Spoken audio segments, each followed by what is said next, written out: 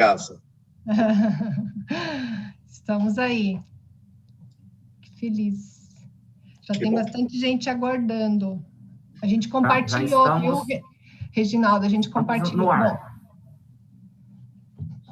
Então, sejam muito bem-vindos ao nosso 7º Seminário de Atualização Teológica e Práticas Ministeriais, promovido pelo nosso curso de mestrado profissional, aqui na Fabapar.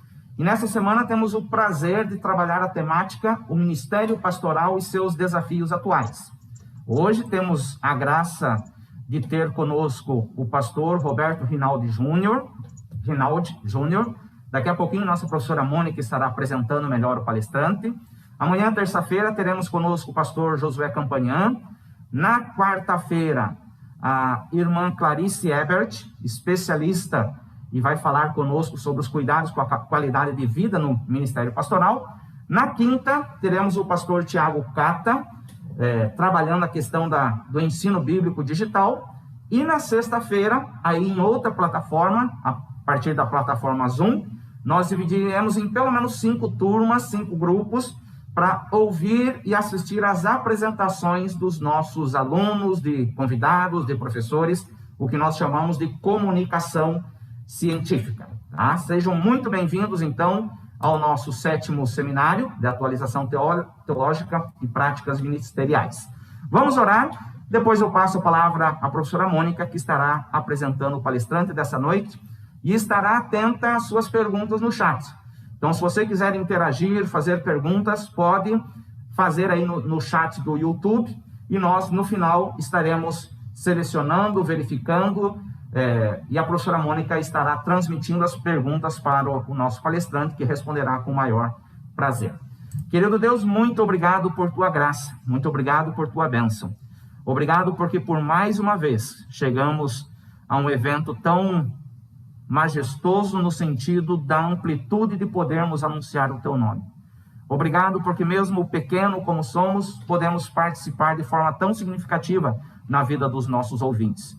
Por isso, queremos clamar por tua graça, por tua misericórdia, sobre a vida dos nossos palestrantes, dos nossos moderadores, dos nossos instrutores. Abençoando também, Senhor, a Poliana, que estará fazendo a interpretação para Libras. Que o Senhor esteja abençoando cada um de nós para que possamos fazer o melhor para a honra e glória do Senhor.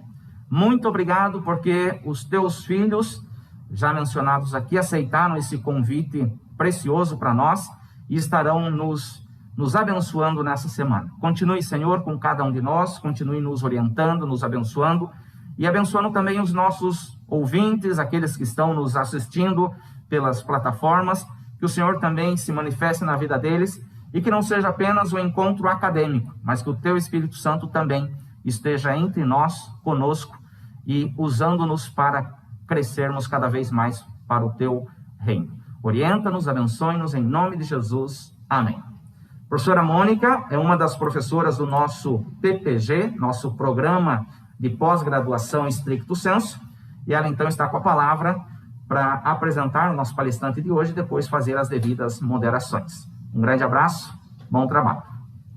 Obrigada, professor Reginaldo, e boa noite a todos que já estão conosco aqui nesse seminário, no início do nosso seminário deste ano, e é um prazer, né, poder neste momento receber, então, o nosso primeiro palestrante, né, dessa série de palestras dessa semana, Roberto Rinaldi Júnior. Então, ele é cofundador e presidente do Conselho de Administração da AECEP, que é a Associação das Escolas Cristãs de Educação por Princípios no Brasil. Também é fundador do Centro Renovo de Educação de São Paulo. Ele atuou na liderança de 2 igrejas, palestras em seminários, e escreve também sobre gestão empresarial e educação com uma cosmovisão bíblica. Ele estruturou um programa de mestrado em educação com ênfase na abordagem educacional por princípios nos Estados Unidos, na Florida Christian University, onde também serviu como executivo.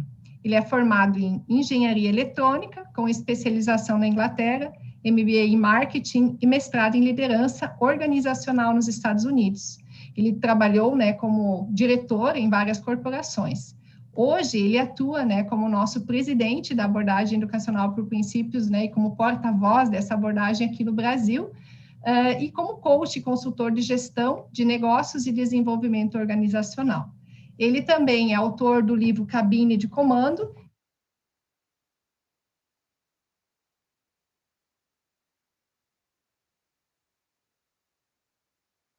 Aqui.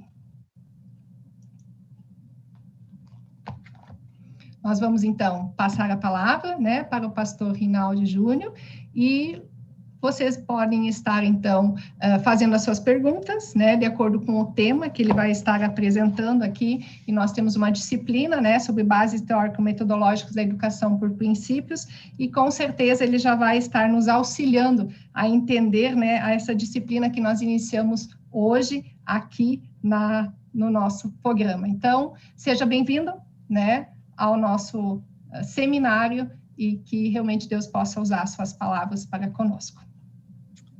Boa noite, muito obrigado. Mônica, eu perdi uma parte da sua apresentação, que deve ter sido maravilhosa, que deu um pequeno problema aqui, mas graças a Deus estou de volta.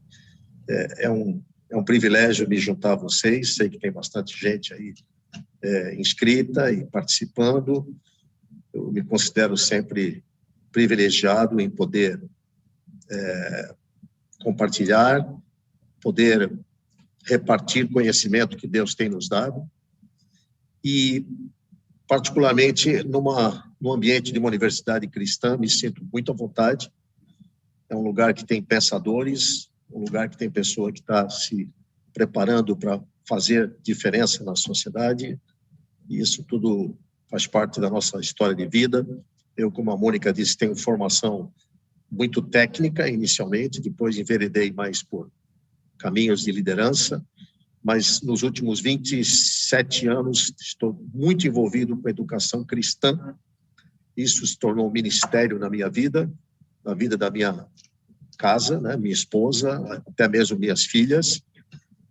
E quero repartir com vocês o que tem sido essa jornada de quase 30 anos de aprendizagem nessa área de educação, que eu espero, com a graça de Deus, que vocês percebam a importância que isso tem, o alcance que isso traz para cada um de vocês que estão se preparando para serem líderes, para atuarem de alguma forma numa área ministerial, que vocês que são cristãos, que sentem a responsabilidade de fazer diferença nesse mundo, eu quero poder compartilhar com vocês e peço a Deus que seja conosco nesse tempo.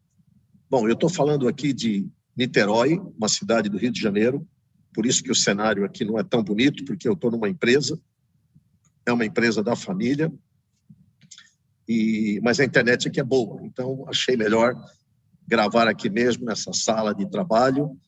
Não tem nenhuma beleza, nenhuma imagem caprichada aqui no fundo, mas eu espero repartir um conteúdo que vai ser muito proveitoso para vocês.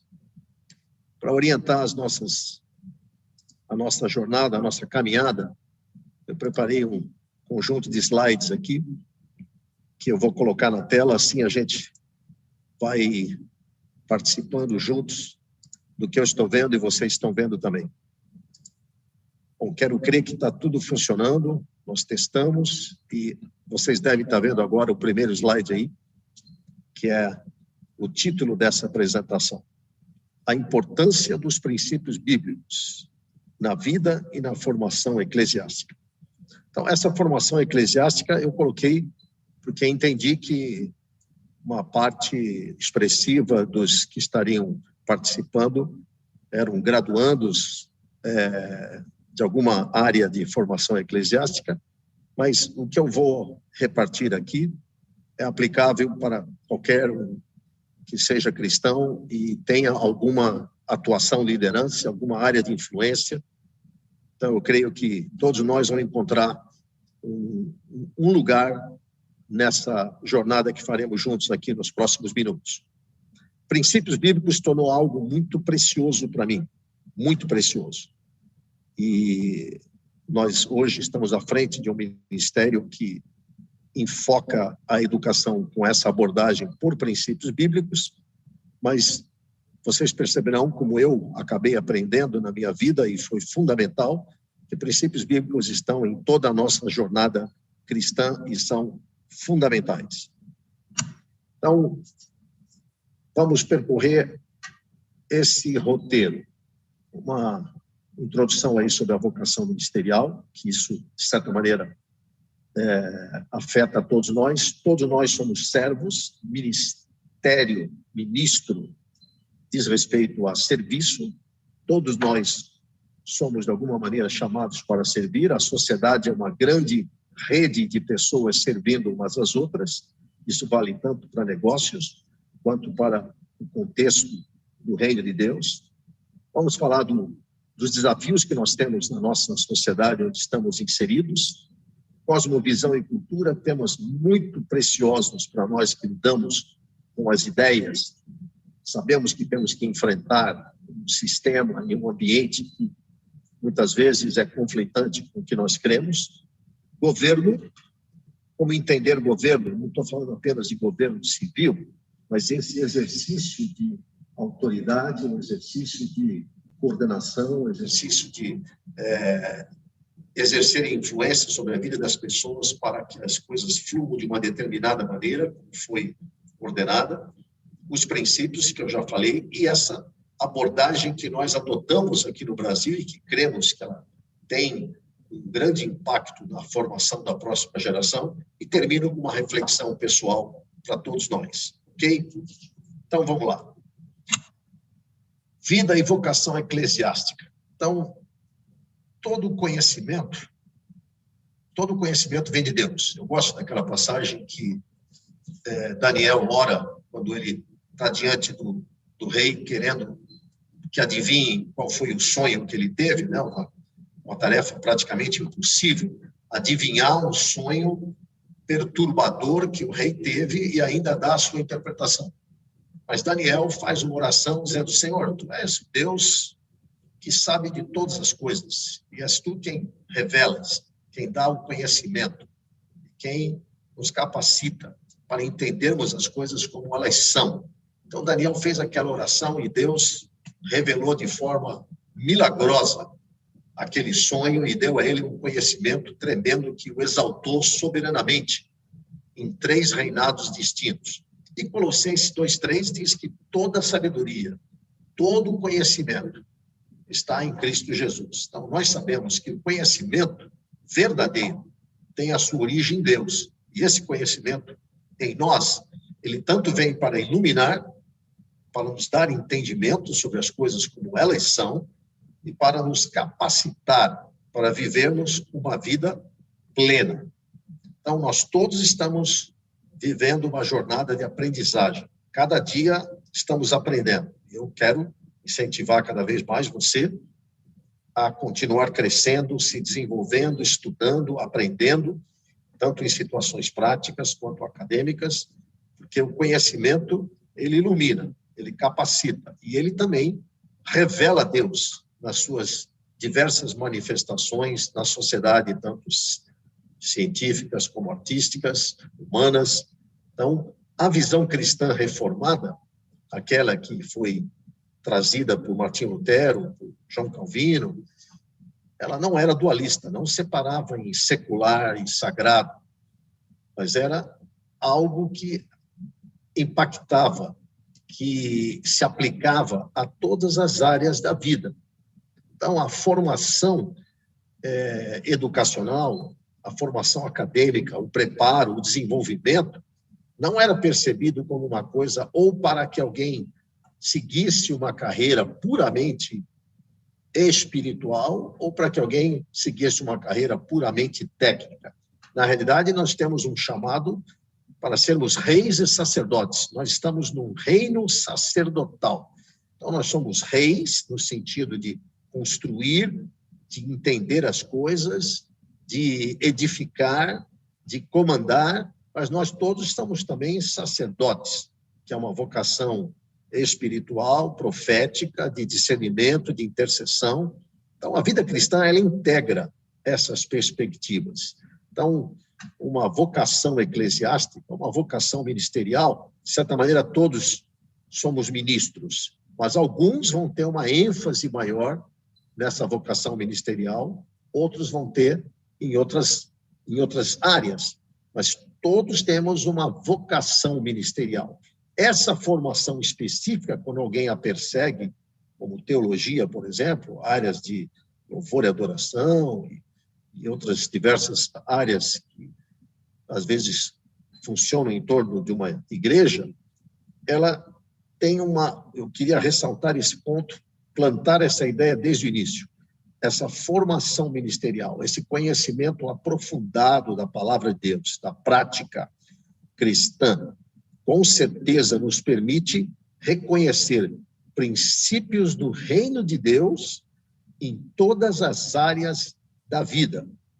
Ou seja, ao conhecer a palavra, ao estudar sobre o mover de Deus na história, sobre as diversas expressões do reino de Deus, nas diversas áreas em que isso vem caminhando ao longo da história, nós temos condição de identificar princípios do reino de Deus para que, em todas as áreas, alcancemos plenitude da sua expressão. Ou seja, o que eu quero plantar aqui e depois caminhar com todos vocês, que me dão esse privilégio de participar dessa palestra, é que o conhecimento que nós ganhamos da perspectiva cristã, da palavra de Deus, do mover de Deus na história, nos habilitam a reconhecer esses princípios do reino de Deus, para contribuir com todas as áreas da vida, para que elas sejam plenas. Muito bem, quero deixar isso com vocês e vamos caminhar para perceber que grande oportunidade nós temos, tanto aqueles que se aprofundaram especificamente na formação eclesiástica, ministerial, mas também todos aqueles que, como cristãos, entendem que são ministros, que têm um chamado para atuar na sociedade, para se ocupar naquilo que Deus o colocou, até que Cristo venha. Muito bem. Vou repartir algo com vocês que, há alguns anos atrás, eu atuei num dos nossos eventos. Nós fazemos eventos para mais de 1.000 pessoas, educadores de todo o Brasil, e sempre é uma oportunidade de desafiar para algo de relevante que está acontecendo na nossa sociedade, no país, porque, afinal de contas, os educadores eles têm que estar muito sintonizados com aquilo que eles estão transmitindo, com a formação que eles estão passando para os alunos, porque eles serão a liderança que vai assumir posições no país, vai fazer diferença. Então, é preciso que seja entendido, discernido a cada momento quais são os desafios com que nós estamos lidando. Então, peguei algumas informações desse evento, onde eu fui um dos palestrantes, e para compartilhar com vocês o que nós estamos enfrentando no nosso país. Talvez não seja novidade para ninguém, mas algumas dessas estatísticas são importantes para nós entendermos os desafios com que nós lidamos e aonde nós podemos fazer diferença, aonde Deus pode nos colocar e ter um chamado para nós, para que nós, com esse entendimento, com essa visão do reino de Deus, com esse conhecimento, a gente possa contribuir de forma relevante. Por exemplo, no social e econômico. Nós, aqui em Niterói, onde eu estou, uma cidade com uma renda per capita bem elevada, porém você caminha na principal rua, a rua onde tem as lojas mais chiques da cidade, onde você tem boutiques de luxo e passam carros de valor muito elevado, carros importados. Mas você caminha nessa rua, quando eu saio daqui do escritório e vou para o hotel, eu vou tropeçando em mendigos, tropeçando em crianças nas condições mais chocantes possíveis, pessoas em estado de miséria, bêbados, pedintes, na rua mais chique dessa cidade. Então, nós vivemos num contexto social e econômico muito agressivo. Não dá para ignorar isso. E não dá para assumir que é assim mesmo. Nós temos que nos revoltar com isso. Nós temos que ficar chocados com isso, para que a gente discirna da parte de Deus. Que diferença nós podemos fazer nesse cenário? Por exemplo, o Brasil é o 9º país com mais desigualdade social no mundo. Gente, essa informação aqui é terrível. 40% das crianças vivem em situação de pobreza. Apesar de sermos um país com uma grande riqueza, e temos até uma geração de riqueza comparativamente aos demais países, que nos coloca entre os 10 maiores, nós somos um país de pobres, um país onde a miséria ainda existe, e onde 40% da riqueza que nós produzimos não é para beneficiar as pessoas, mas uma boa parte dela é entregue simplesmente ao setor público. Corrupção e violência. Eu não preciso nem ler isso, creio que todos vocês estão podendo ler essa tela, mas algumas coisas aqui são profundamente chocantes e elas estão diretamente relacionadas. Corrupção e violência estão diretamente relacionadas. 17 das 50 cidades mais violentas do mundo estão no Brasil. Estão no Brasil. Aqui abaixo tem uma cena de um presídio. Nossos presídios são abarrotados, são desumanos, são lugares aviltantes, onde ocorre todo tipo de barbaridade. Temos uma taxa de homicídio 30 vezes maior que a média da Europa.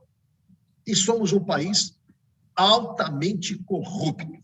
A gente se choca, às vezes, em ouvir falar de corrupção em países subdesenvolvidos, mas nós temos histórico de corrupção, temos índice de corrupção que nos colocam entre os piores do mundo.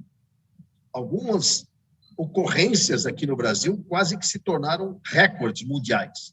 Isso certamente nos choca, porque a corrupção e a violência, elas agridem profundamente os nossos irmãos, as pessoas que nos cercam, a população desse país, todos os dias. E educação, que é uma área muito preciosa para nós, que nós vamos entrar um pouquinho mais fundo nela, nós também temos um quadro dramático. Apenas 1/3 dos que vão para a escola e chegam até o final do ensino médio, de fato aprendem português e matemática, como deveriam. E chocante, metade dos jovens não tem interesse na escola. E 62% deles estão fora do seu ano correspondente à sua idade. Vocês sabem que se o Brasil continuar evoluindo na sua educação, como ele tem evoluído, nós vamos levar mais de 200 anos para nos equiparar aos países desenvolvidos. É um absurdo. Um país que está entre os 10 maiores na sua capacidade de gerar riqueza, não consegue usar essa riqueza para educar a sua população. Estamos entre os piores do mundo e entre, provavelmente, se não for o pior, um antes do pior na América Latina. Fora isso, temos uma carga de doutrinação ideológica em nossas escolas terrível. Eu não vou entrar em detalhes, mas talvez vários de vocês saibam que as nossas escolas, especialmente as públicas, são lugares de forte doutrinação para práticas socialistas, esquerdistas, ideologias de gênero, e muitos aspectos morais são ventilados ali. Não se pode falar de Deus, não se pode falar de religião no sentido cristão, como nós conhecemos, mas são âmbitos de compartilhamento de convicções pessoais e muitas vezes profundamente desalinhadas com a palavra de Deus. Todos vocês que puderem, eu convido a entrarem nesse site Brasil Paralelo. Ali tem vários vídeos gratuitos, muito bem feitos, com muita informação relevante, de qualidade, especialmente essa série, que são 3 vídeos, falando da Pátria Educadora, para vocês entenderem, de fato, o problema educacional do Brasil. O nosso problema educacional profundo, que vem se arrastando há décadas, talvez séculos, ele não é uma crise. Ele parece ser um projeto para se manter dessa maneira. Então, assistam esse Pátria Educadora no site Brasil Paralelo e todos vocês vão poder se chocar com a realidade que nós estamos praticando diariamente no nosso país. Muito bem. Agora, nós como cristãos, diante inclusive dessa pandemia, toda a repercussão que ela trouxe, todo o impacto econômico, social, comportamental, tudo que certamente todos vocês que estão me acompanhando aqui viveram. Percebemos o quanto nós somos frágeis, quanto a nossa estrutura é frágil, quanto o nosso governo é frágil, e nós certamente conhecemos pessoas que ou padeceram no físico, ou padeceram nos seus negócios, foram expostas a situações extremamente agressivas, perderam parte dos seus negócios, perderam emprego. Nós tivemos, por exemplo, várias das nossas escolas associadas na associação que eu estou à frente, fechando por não conseguirem se manter. Enfim, nós somos cristãos e somos cidadãos do nosso país. Não podemos olhar para tudo isso e simplesmente desejar que Jesus volte logo e tudo isso acabe. Enquanto estamos aqui, nós sofremos com todo esse sofrimento e precisamos entender qual é o nosso papel, que diferença nós podemos fazer.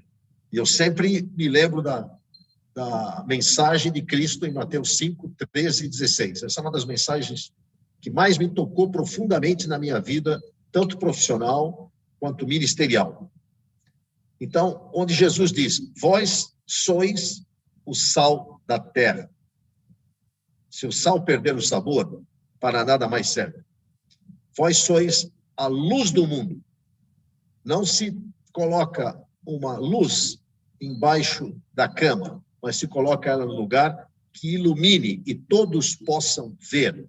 Assim brilhe a vossa luz e vejam as vossas boas obras e glorifiquem o Pai que está nos céus. Então, nós vemos aí a palavra salgar, como sendo o sal. Quando você põe o sal numa comida, você põe o sal em qualquer coisa, o sal faz diferença.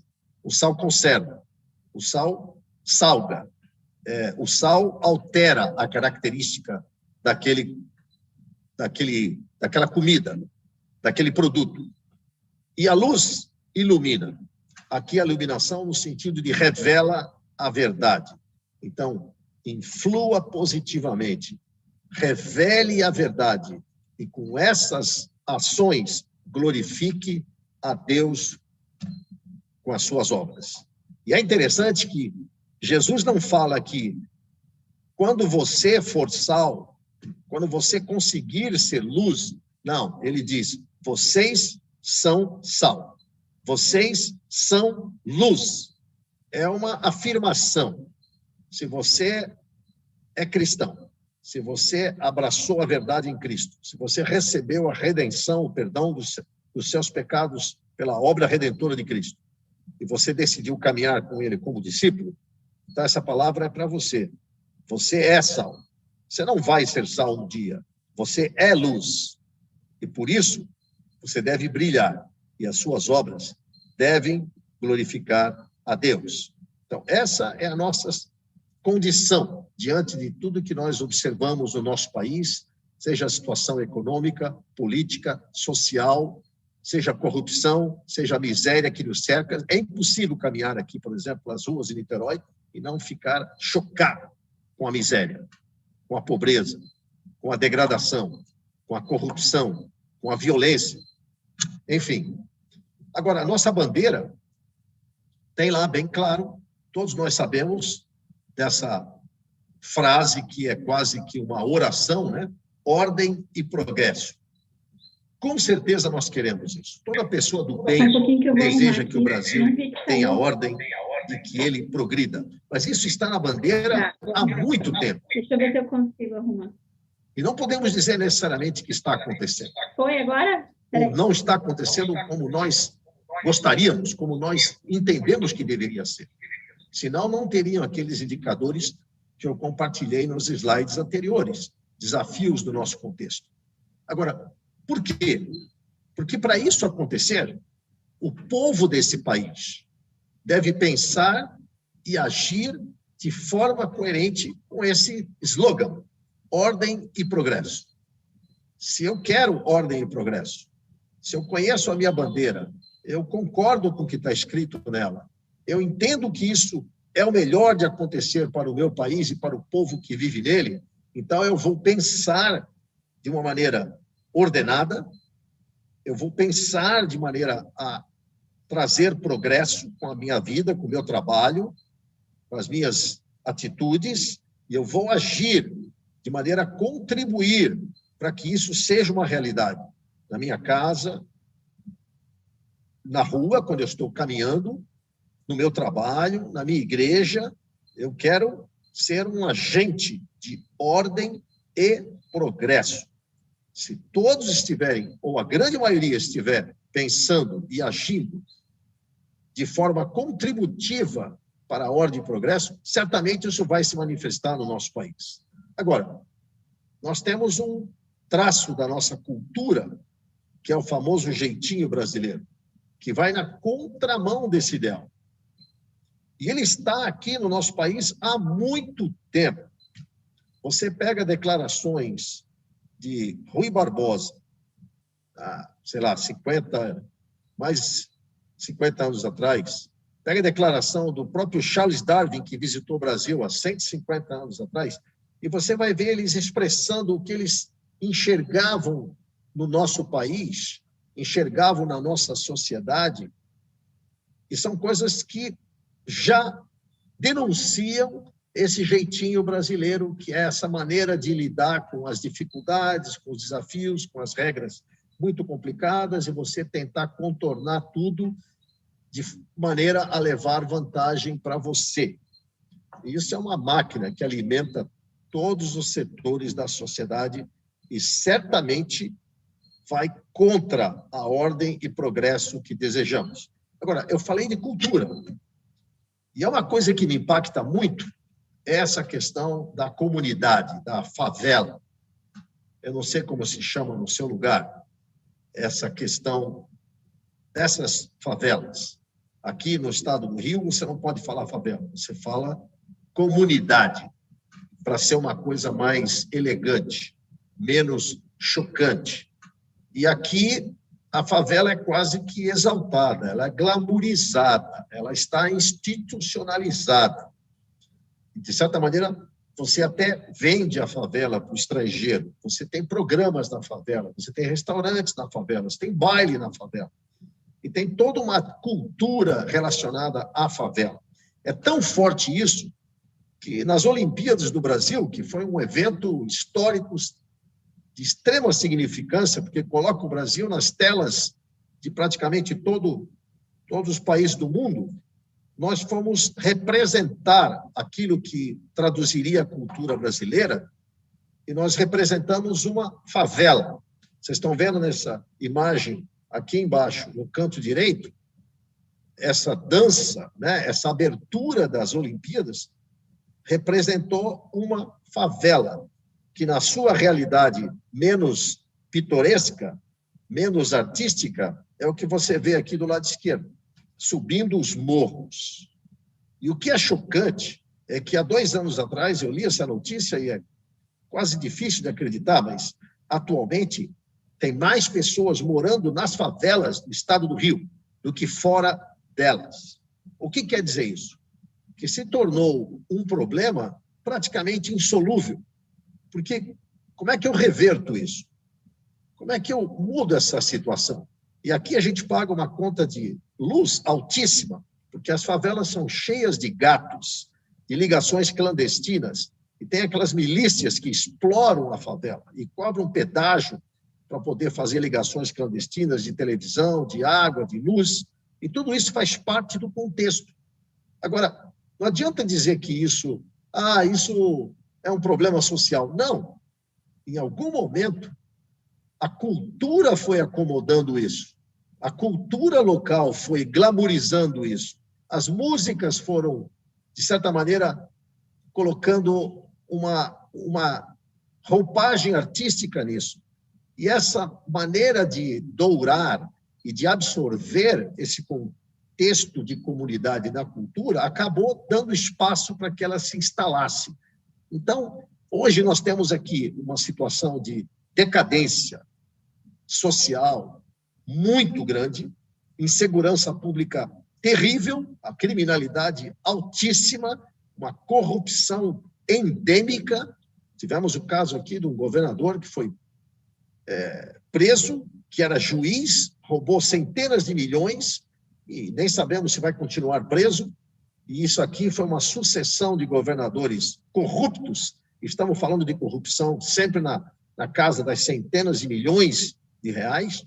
E isso tomou conta desse Estado.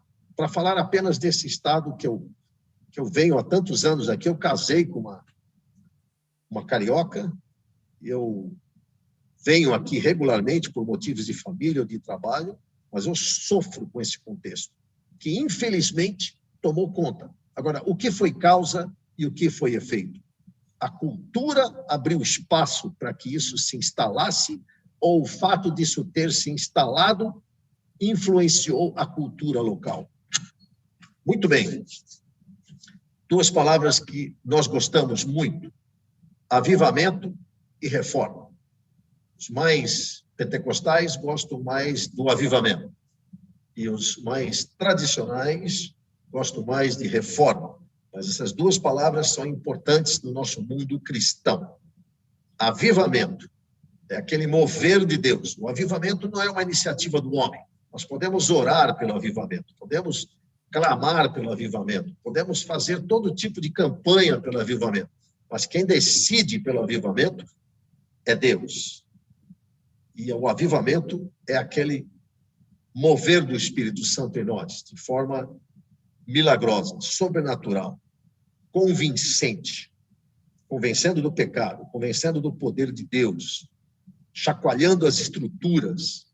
Porém, se não houver a reforma, ou seja, se esse avivamento não se traduzir em ações práticas, ações, sejam elas nos campos da ciência, das artes, no campo das áreas humanas, não se traduzirem em novas práticas, em novos conhecimentos alinhados com a palavra de Deus, a cultura dominante vai prevalecer. E todo aquele chacoalhar do avivamento se perde.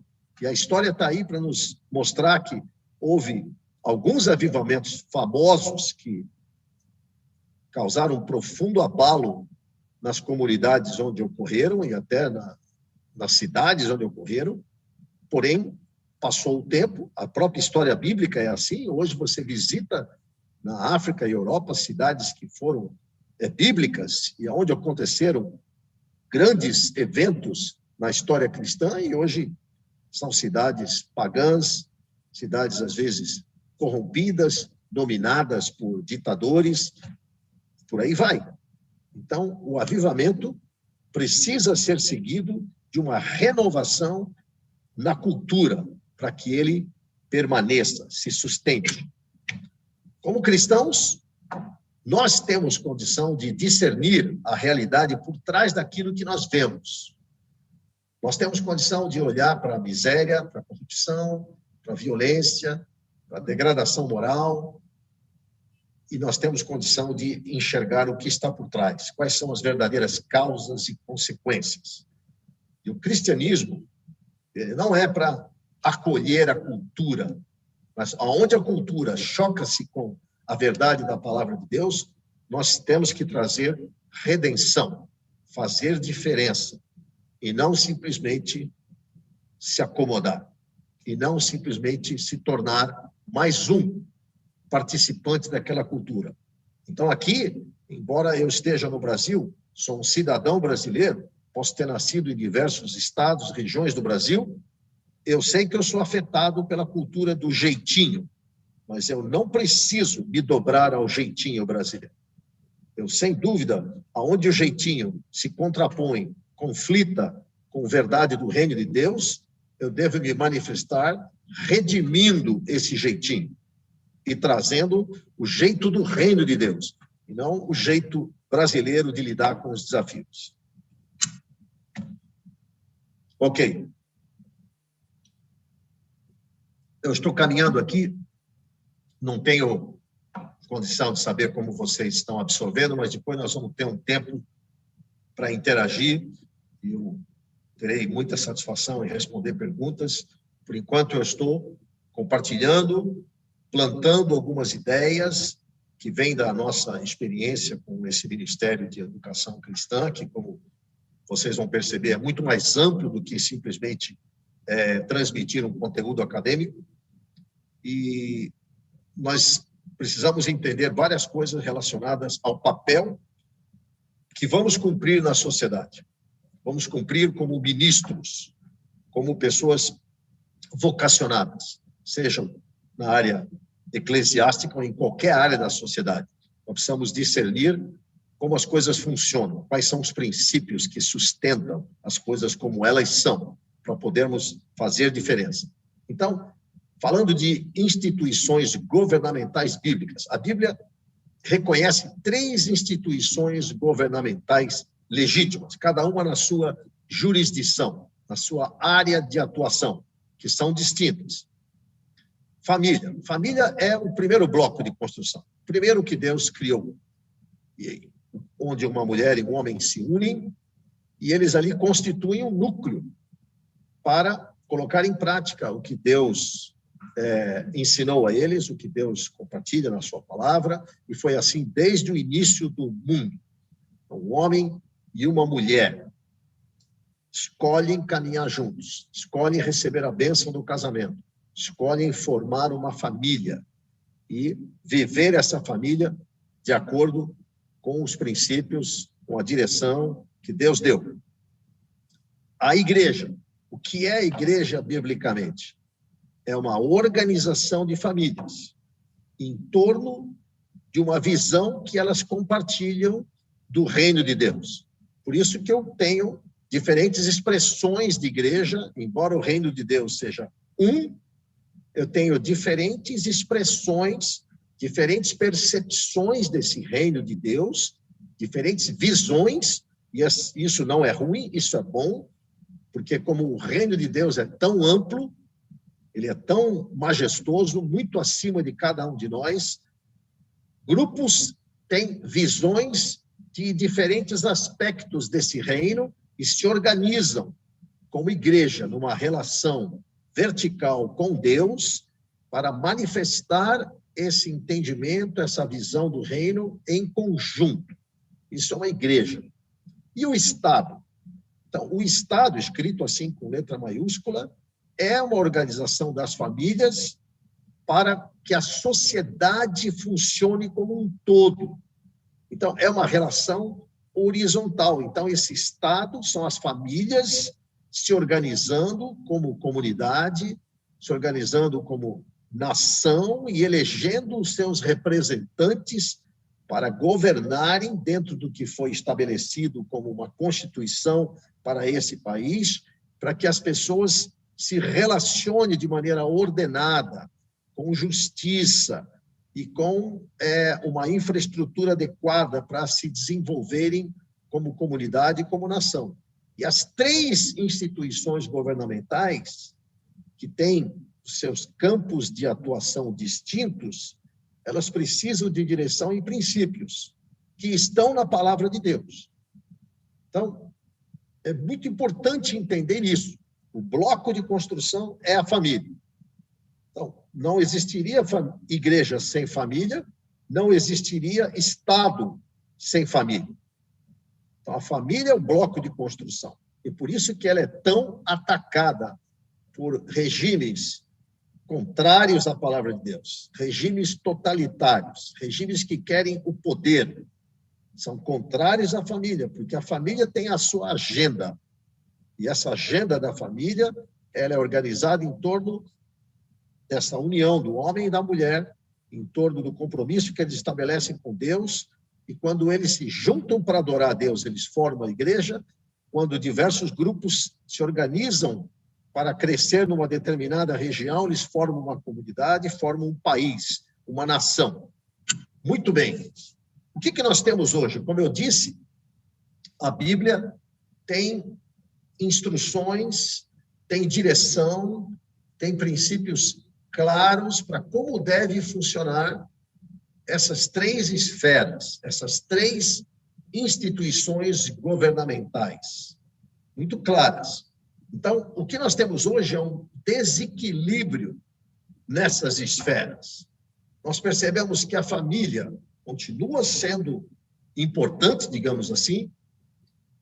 Em algumas situações, parece que ela perdeu cada vez mais importância, mas ainda é reconhecida, ainda tem o seu lugar, mas ela que deveria ser responsável pelo sustento, educação, moradia, proteção, pelo sentido de comunidade naquele grupo, hoje nós vemos um esvaziamento disso. Esse gráfico não pretende ser perfeito, ele pretende apenas chamar a atenção para esse desequilíbrio. Ele foi criado por nosso parceiro, o Daniel Smithwick, do Instituto Neemias, e nós temos uma parceria para ensinar e avaliar cosmovisão bíblica de alunos em escolas e universidades, e certamente essas três esferas ocupam um papel muito relevante na formação e na avaliação do conceito de governo, a cosmovisão que cada um de nós tem. Família, igreja e Estado são as três instituições governamentais. Muito bem, hoje nós vemos que a família está muito voltada para sustento, muito voltada para ganhar dinheiro, para manter um padrão de vida. E ainda continua como uma comunidade, como um núcleo fechado em si mesmo, mas as responsabilidades de educação, até mesmo de moradia, de proteção dessas crianças, estão fragilizadas. A igreja, que tinha uma importância tão grande no passado, hoje nós vemos a igreja sob uma ameaça tremenda. Inclusive, nessa pandemia, nós sabemos que muitas igrejas fecharam. Nos Estados Unidos se diz que talvez 1/3 das igrejas que existiam não voltarão mais. 1/3. E na Europa, onde eu tive a oportunidade de morar 2 anos, em 78, 79, as igrejas fecharam aos centenas de milhares. Fechado. Então, hoje a igreja é essencialmente, em muitos casos, um lugar de comunhão e adoração. Um lugar para você ir lá passar o Natal, você ir lá no falecimento de alguém, para você ir lá para comemorar alguma coisa nas datas, vamos dizer, religiosas, para você ir lá para rever pessoas, para você ir lá quando você está com a consciência pesada, enfim, para você ir lá quando você quer buscar um milagre na sua vida, mas a instrução, na verdade, a palavra de Deus, o cuidado dos pobres, o serviço na sociedade, porque a igreja ela é um fermento que entra na sociedade para expressar o reino de Deus, né? Essa visão de Deus que aquele grupo de famílias que constituiu essa igreja instituição, eles devem fazer diferença na sociedade, expressando esse entendimento do reino de Deus na sociedade.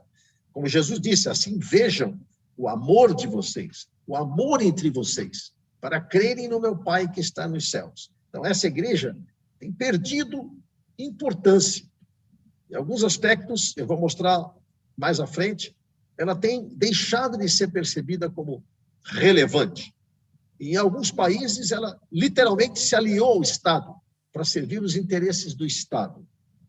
Agora, o Estado, que deveria ser essencialmente voltado para a ordem e a justiça, a Bíblia diz que o Estado é um ministro de Deus para manter a ordem, para executar a justiça naqueles que praticam o mal, para prover alguma infraestrutura para esse grupo de famílias que se organizou em comunidade, em sociedade.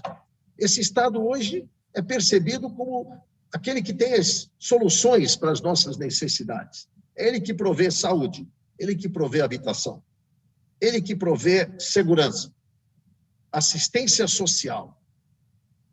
Ele que cuida do nosso futuro, da previdência social. Ele controla a propriedade, ele controla a consciência, ele define o que é família, o que é casamento.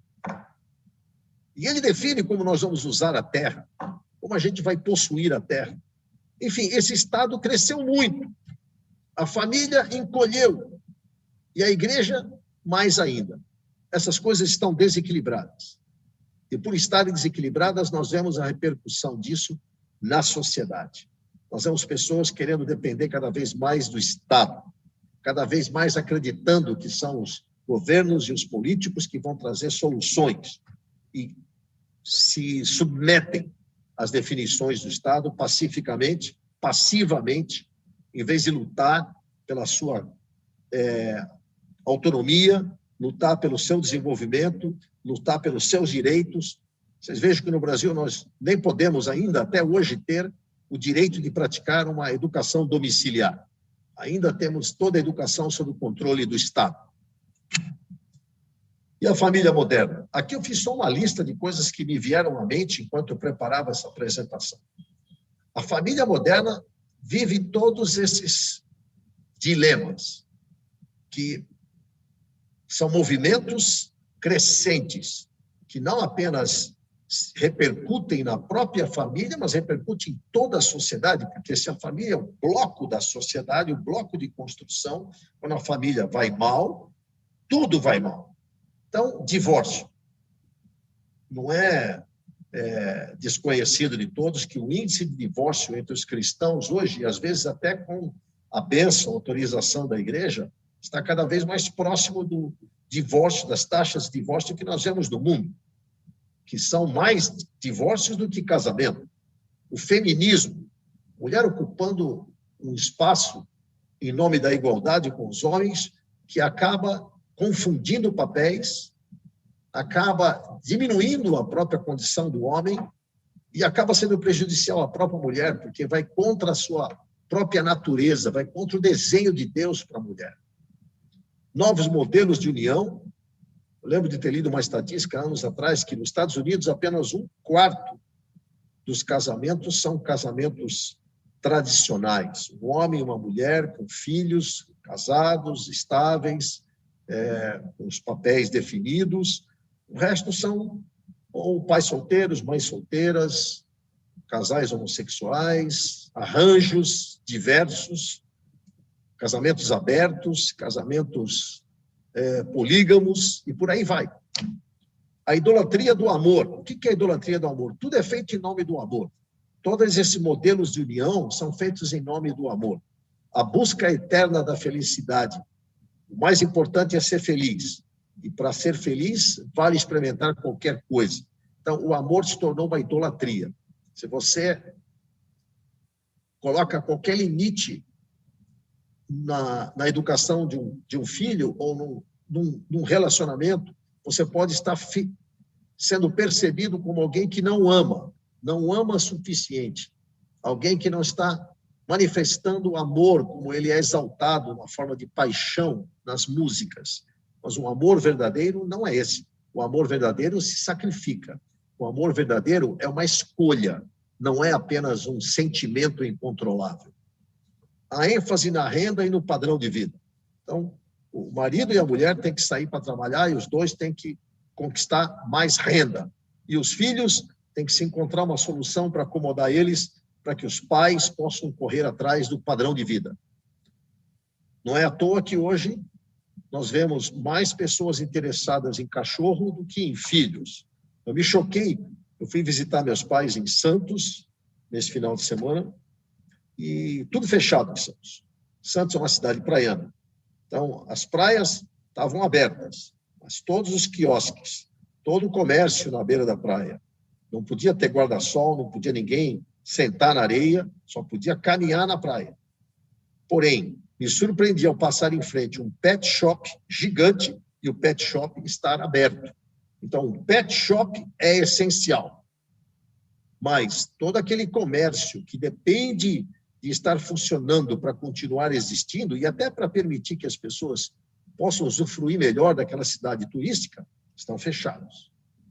Então, hoje, é muito comum casais quererem ter apenas um filho ou nenhum filho. E elas têm cachorros. Às vezes, vários cachorros. Isso é algo incompreensível à luz da palavra de Deus. Nós estamos trocando a missão que Deus nos deu, de nos multiplicarmos. E nós, de alguma maneira, fazermos discípulos para o Senhor, de enchermos a terra para nela manifestar a glória de Deus, por encher a terra de cachorros. E a babá tecnológica.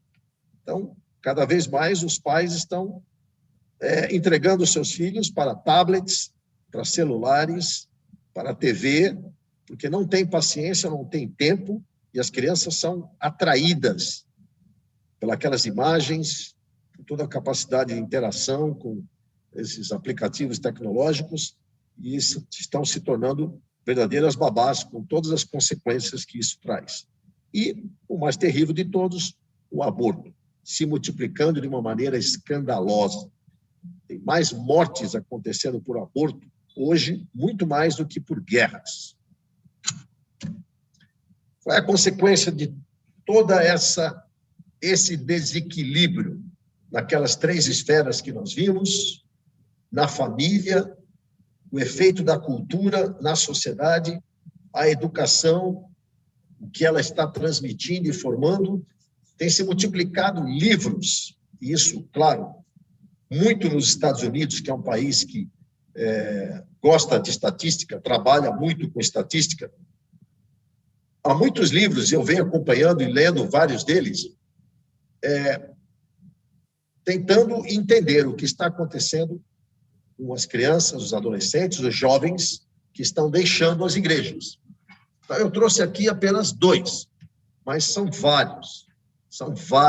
Eu tenho lido alguns deles com detalhes para entender esse movimento. Então, nesse livro, Eles se foram, escrito em 2009. O nome do livro é esse, Eles se foram. Entrevistaram famílias cristãs, entrevistaram milhares de jovens e trazem essa estatística. Só 20% dos adolescentes que frequentaram a igreja regularmente permanecem ativos espiritualmente quando chegam aos 30 anos. 20%. E esse livro mais recente, Você Me Perdeu, desse Instituto George Barna, que é um instituto de pesquisa cristão, dá essa estatística também, fruto de entrevistas com pais, entrevista com jovens de diversas idades, entrevista com adultos que foram jovens, e trazem essa estatística: 3 de cada 5 jovens cristãos se desligam da igreja definitivamente ou por um longo período a partir dos 15 anos. E nesse livro eles listam as principais razões para isso. E uma delas é, claramente, a igreja deixou de ser relevante. Ela não tem algo que, de fato, contribua, que faça diferença para o meu futuro, para a minha vida na sociedade. Isso é um fato. Estatística é uma coisa que pode ser manipulada para passar uma informação errada. Mas quando você vê as estatísticas sistematicamente apontando para a mesma coisa e se agravando, você sabe que ali tem um fenômeno que é preciso prestar atenção, é preciso entender o que está acontecendo. Esse nosso parceiro do Instituto Neemias, eles aplicam um teste que é processado no computador, que foi desenvolvido e aplicado desde 1988, portanto, já acumula aí uma história de 30 anos. Então, são mais de 120 mil alunos de ensino médio e de universidade que fizeram esse teste, e esse teste vem sendo compilado cumulativamente. Então, o que esse teste está apontando, você responde lá as diversas afirmações que esse teste faz, e ele avalia 5 áreas: a área da economia, a área de governo, a área de família, a área de religião e a área de questões sociais. Por isso que é peers. Peers, então, é política, o governo, educação, economia, religião e sociedade, que são aspectos relevantes da cosmovisão que todos nós temos, que é a maneira como nós enxergamos o mundo. E ao responder esses testes, depois rodar no computador, você, então, é apresentado a um gráfico que mostra onde você se enquadra. Você pode ser alguém com uma visão totalmente secular, que é esse preto, né, indo de 30 a 10. Você pode ser um cristão moderado, ou seja, você vê o mundo de uma maneira, às vezes, cristã e, às vezes, centrado em você mesmo. No secularismo, você vê o mundo pelos olhos do mundo, ou seja, você vê o mundo com uma visão totalmente materialista, uma visão socialista, estatista. E no teísmo bíblico, você vê o mundo sob a ótica de Deus, conforme apresentado na sua palavra. Muito bem, ao longo de 30 anos, o que ele percebeu ao aplicar esse teste em milhares de alunos do ensino médio, portanto, alunos que já tiveram uma escolha, que já se posicionaram para a vida, alunos também de universidade, todos eles filhos de cristãos, e alunos que frequentavam escolas públicas, que é esse traço vermelho, alunos que frequentavam escolas cristãs tradicionais, o traço amarelo, alunos que eram ensinados em escolas em casa pelos seus pais, educação domiciliar, que é esse traço roxo, e alunos formados em escola de cosmovisão bíblica, escolas que têm um compromisso com a formação de uma cosmovisão bíblica. Eu tenho a satisfação de dizer que as escolas da ESEP, elas são reconhecidas como escolas que têm compromisso com a cosmovisão bíblica. Essa é a bandeira da ESEP. Essa é a bandeira que a ESEP procura levantar em parceria com nossos irmãos internacionais, inclusive com o próprio Instituto Neemias, para desenvolver, para aplicar, para apoiar as escolas na educação com uma cosmovisão bíblica. Mas os resultados que nós estamos vendo é que, cada vez mais, os jovens estão enxergando o mundo, estão se relacionando com o mundo com uma visão secular, uma visão socialista, secular. Vocês sabem que essas últimas eleições nos Estados Unidos, eu sei porque meus filhos moram nos Estados Unidos, eu morei nos Estados Unidos 5 anos, tenho muitos amigos lá, então estou lá frequentemente. As eleições nos Estados Unidos que foram ganhas pelo Partido Socialista, de esquerda, democrata, liberal, progressista, foram basicamente decididas por jovens.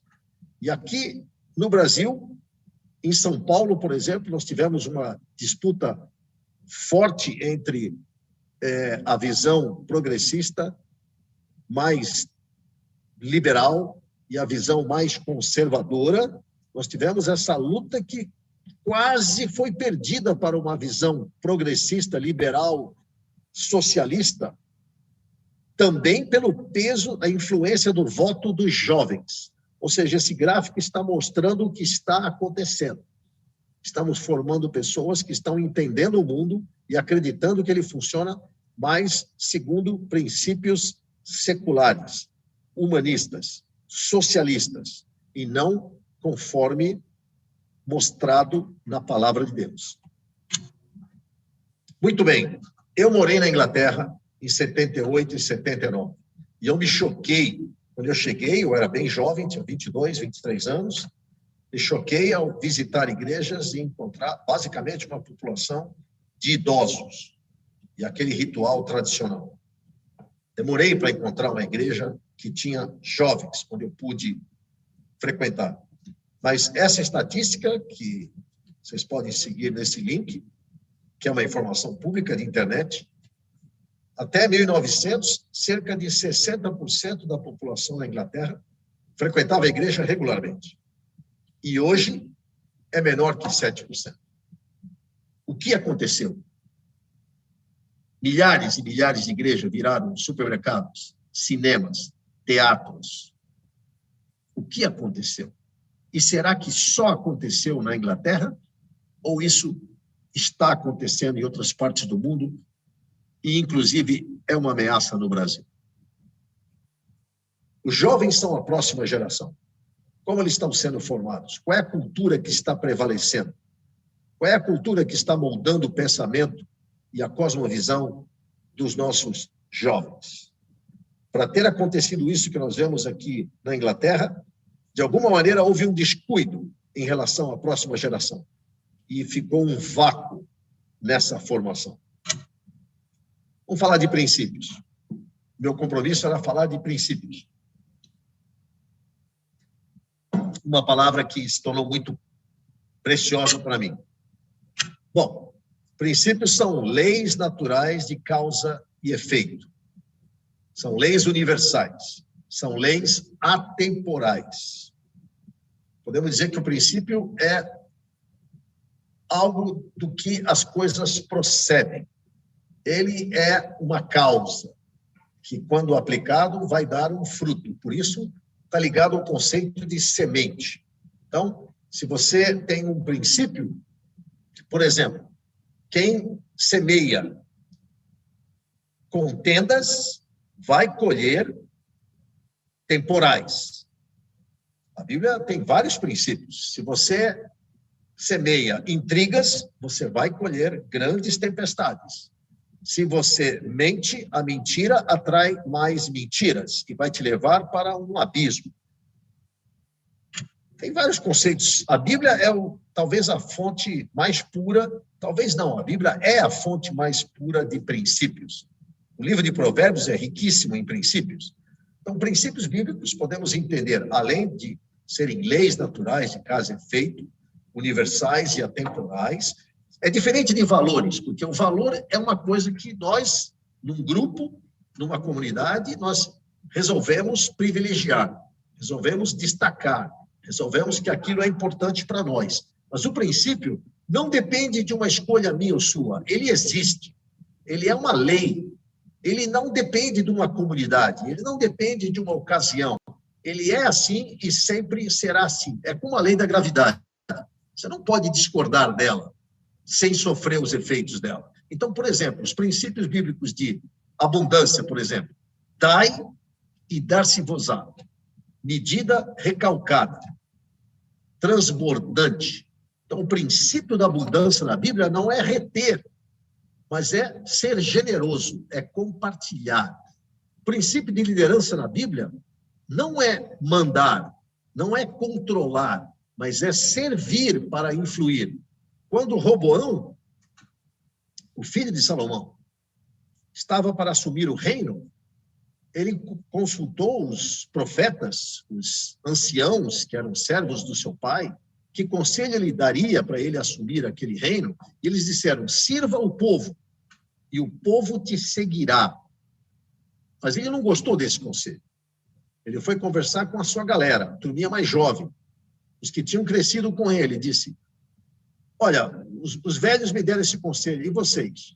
O que vocês me dizem? Ah, não, você tem que ser muito mais duro que o seu pai. Diga para eles que o dedinho mínimo, que a cintura do seu pai, o seu dedo mínimo é mais grosso que a cintura do seu pai, que você vai castigar com chicotes, com pontas lacerantes.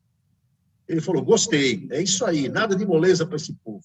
Bom, quando ele deu esse recado para o povo se dividiu, e nós tivemos a divisão da tribo de Judá e Benjamim do restante de Israel. Por quê? O princípio bíblico de liderança, como Jesus disse, é aquele que quiser ser o maior entre vós, seja esse o que mais sirva. O princípio de trabalho, de prosperidade na Bíblia é diligência, é fazer as coisas com excelência, com dedicação, fazer com compromisso. E a Bíblia diz, visto o diligente no seu trabalho, será colocado entre os príncipes, não entre os pobres.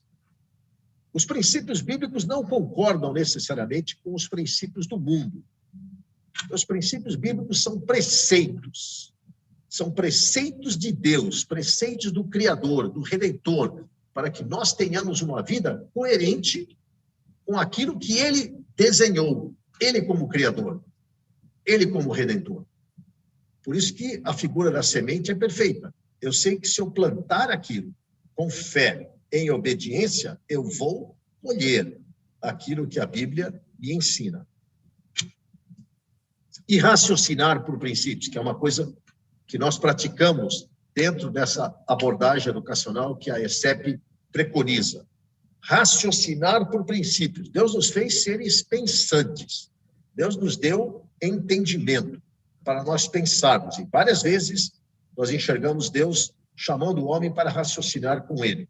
Como ele fez com Jó, por exemplo. Jó, vem cá, pensa comigo. Quem fez isso? Quem fez aquilo? Você estava lá quando eu criei isso, quando eu fiz aquilo? Deus fez a mesma coisa com Adão. Chamou para raciocinar.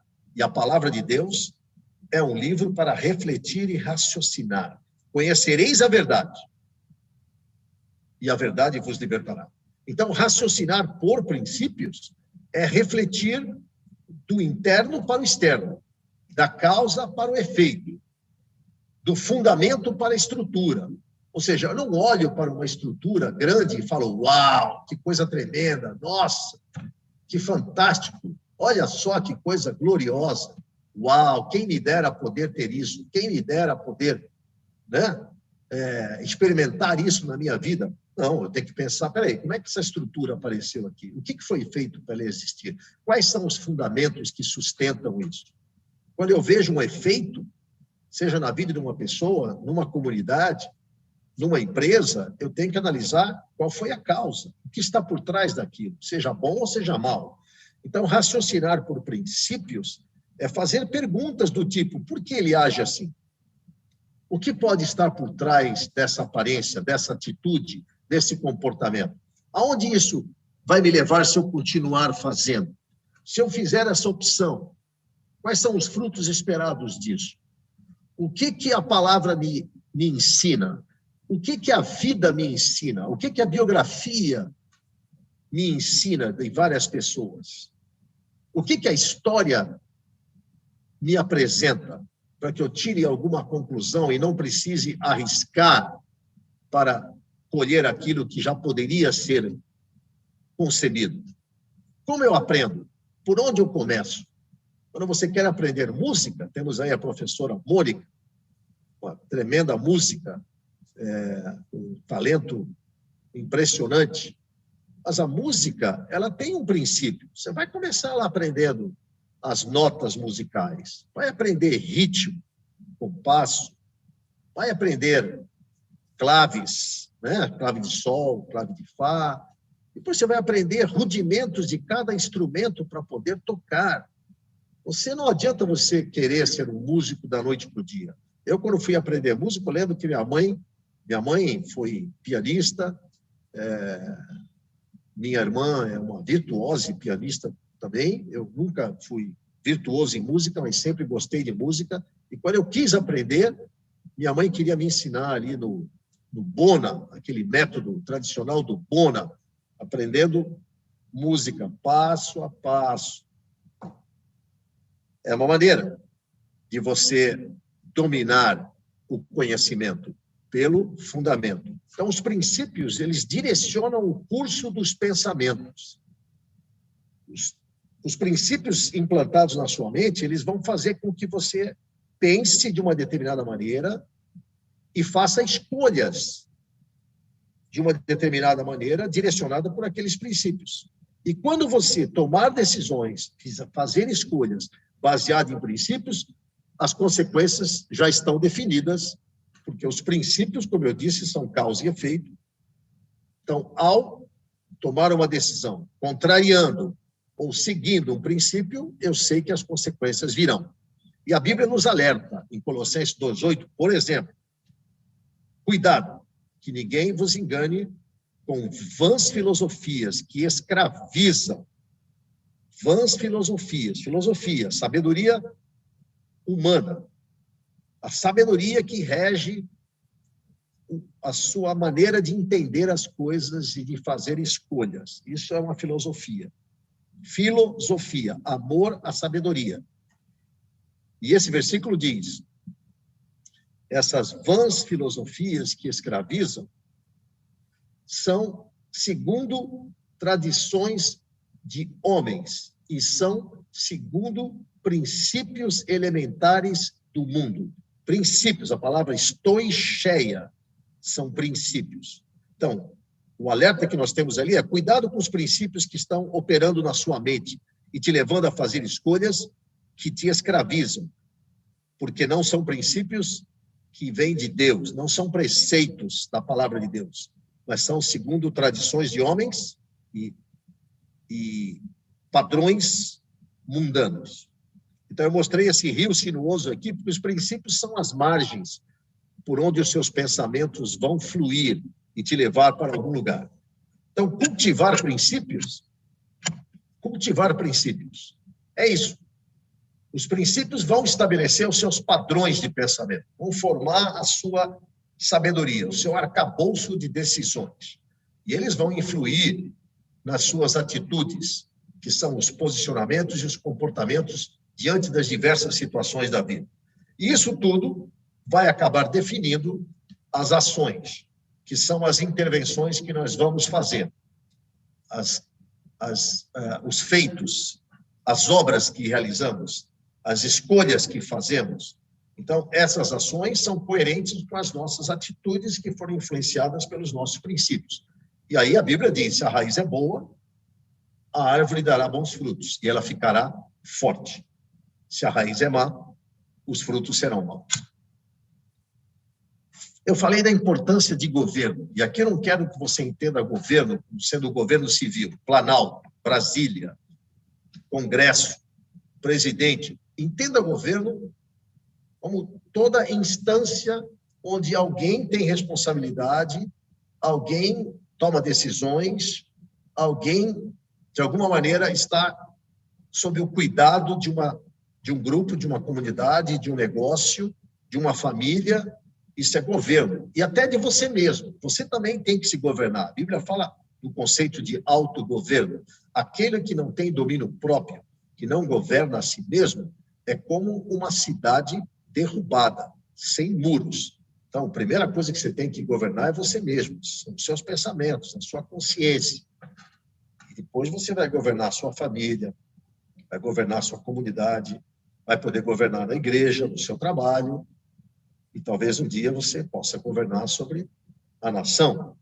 Então, biblicamente, governo cristão implica caráter cristão. Só posso ter governo cristão com pessoas com caráter cristão. Pessoas que têm autogoverno. Como a Bíblia diz, se não governa a sua casa, não pode governar a igreja. Não pode governar uma cidade. Não pode governar uma empresa se não governa a sua casa. Pessoas que tenham responsabilidade pelas suas decisões, pelos seus atos. Pessoas que se empenham pela liberdade e desenvolvimento desse grupo, dessa família, dessa empresa, dessa igreja. E como essas pessoas direcionam e fazem escolhas e tomam decisões, aplicando princípios do reino de Deus. Essa passagem de Deuteronômio 4, 6 a 7, ali é uma passagem maravilhosa, referindo-se ao povo de Deus e dizendo, as outras nações deveriam olhar para vocês e dizerem, que povo é esse que tem leis tão justas, que tem um governo tão nobre, tão coerente, tão consistente, cujo povo vive tão bem, e esse Deus que as abençoa, a quem elas obedecem, essa nação deveria ser exemplo para todas as outras, porque ali existe um governo cristão, um governo fundamentado em princípios bíblicos. Oxalá esse Cristo de braços abertos aqui no Rio pudesse representar que nós temos compromisso com uma forma de governo cristã. E a educação? Bom, a educação é o que está por trás de qualquer forma de governo. Qualquer forma de governo, em qualquer instância, em qualquer jurisdição. O que define uma forma de governo é a educação que esse povo, que essa pessoa que foi alçada a essa posição, teve na sua vida. Então, a educação que é praticada nas escolas, reforçada nas igrejas e que começou nas casas, é ela que vai definir e vai consolidar os princípios. De certa maneira, ela vai definir e sustentar a cultura que vai reger essa sociedade.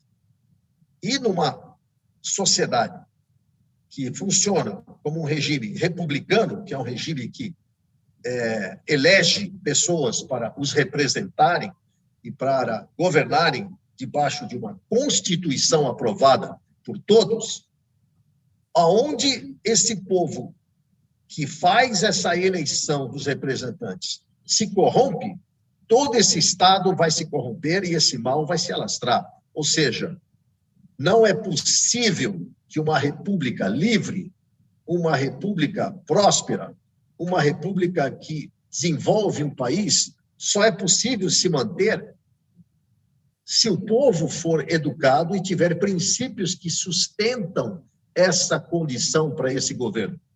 Senão, essa república é uma falácia, ela pode ser até uma mentira, como nós temos países que se chamam República Democrática e são totalitários, são regimes opressivos, são dominados por uns poucos para privilégios deles, enquanto o povo sofre. A educação sustenta a forma de governo. E, de certa maneira, o governo quer controlar a educação para garantir que ele possa se perpetuar da maneira como ele se enxerga operando, para que ele continue tendo os seus privilégios. Então, a educação sustenta a forma de governo e o governo controla a forma de educação. E, conforme a Bíblia diz, a educação é responsabilidade primária dos pais. E os pais, como se organizam em igrejas, também é da igreja, mas nunca a educação foi colocada na Bíblia como responsabilidade do Estado, e sim dos pais, primariamente, e por consequência, por decorrência da igreja, como uma união de famílias, a igreja que tem a missão de discipulado também, e a Bíblia alerta, Salmo 78.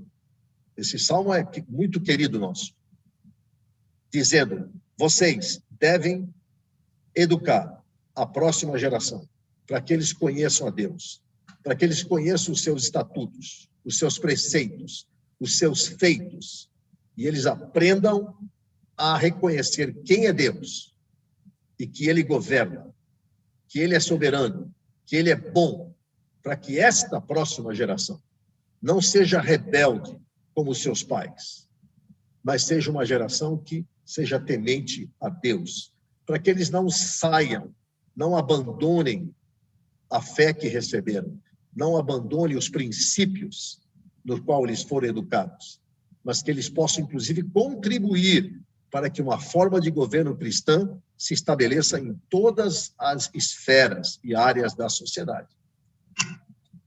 E a abordagem educacional por princípios, então, que nós abraçamos dentro da ESEP, que nós aprendemos com nosso parceiro americano, e aqui no Brasil nós viemos também desenvolvendo e tendo as nossas próprias experiências, é esse conceito de ensino e aprendizagem. Ensino e aprendizagem aqui é esse aspecto de que tanto o professor e o aluno estão sempre aprendendo, é um processo interativo e não apenas um despejar de informação, e ele necessariamente promove raciocínio sobre verdades bíblicas e vai atrás dos fundamentos do conhecimento, ou seja, tudo isso são princípios bíblicos, princípios de conhecimento, e sempre fazendo uma reflexão da causa e efeito para entender, né, o conceito de semente naquilo que eu estou aprendendo, sendo responsável por aquele conhecimento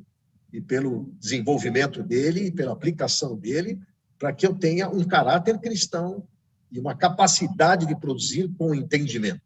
O objetivo é formar líderes servidores, aptos a cumprir o propósito de Deus com suas vocações.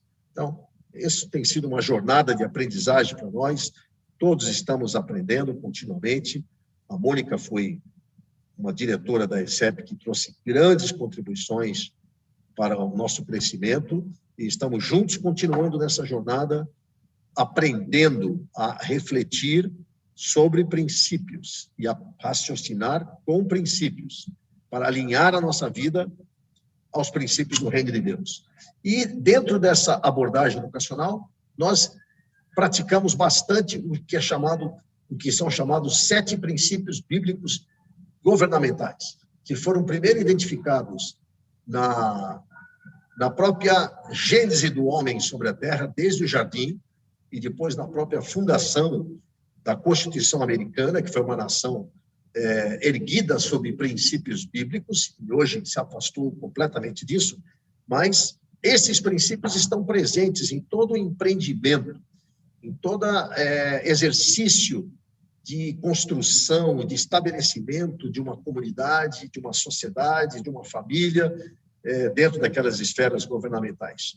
O princípio da soberania de Deus, ou seja, todo o fluxo legítimo de poder vem de Deus, porque ele é soberano. A Constituição americana, por exemplo, começa com Deus acima de todos. A individualidade.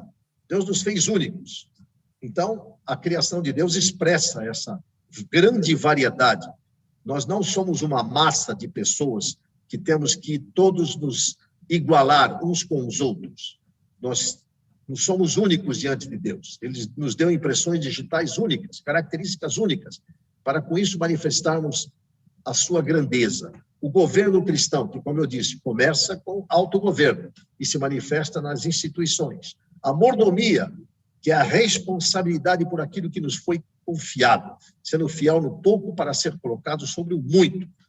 Devemos começar zelando pela nossa consciência, pela nossa responsabilidade, e depois isso vai se manifestar naquilo que nós temos propriedade, seja conhecimento, sejam bens, e, sendo fiéis no pouco, poderemos ser beneficiados com muito. A semeadura e colheita, ou seja, aquilo que nós plantamos com a nossa vida, aquilo que nós plantamos com os nossos atos, o que nós vivemos e nós propagamos, é como a liberdade vai sendo instalada. Se você dá mau exemplo, se você não vivencia princípios coerentes com a palavra de Deus, você vai colher as consequências disso na sua vida, na vida da sua família e na vida da sua comunidade.